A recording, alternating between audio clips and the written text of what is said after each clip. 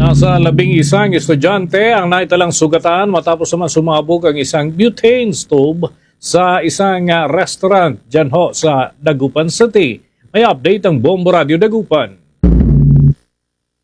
Umabot sa 11 estudyante sa kolehiyo ang nasugatan matapos biglang sumabog ang isang butane stove sa isang restaurant habang sila ay nagsasalo-salo at sabayang kinakantahan ng happy birthday ang kanilang kaibigan.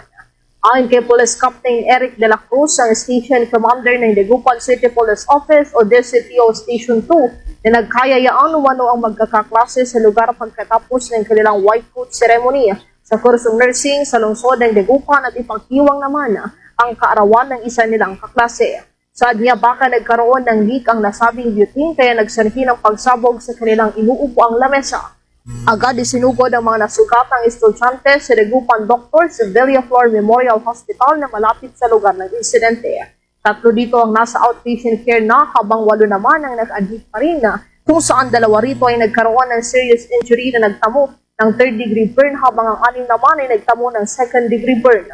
Nakipag-ugnayan ng pulisya sa management ng restaurant kung saan binanggit nila na susuportahan nila ang mga gastusin sa ospital ng mga biktima. Pansamantala namang isinarang establishmento habang pinag-aaralan pa ang nangyari.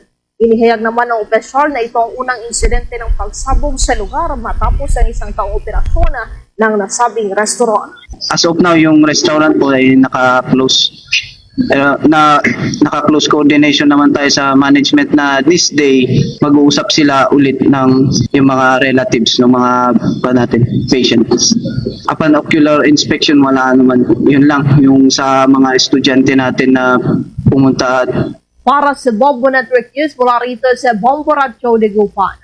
Bombo Nicola Piranya nag-uulat, this is Bombo Radio Philippines, the number 1 and most trusted source of news and information.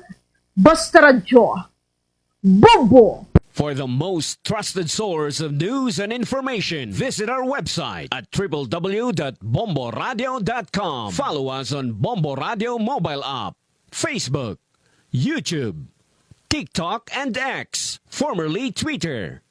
Like, share, and stay connected. Anytime, anywhere.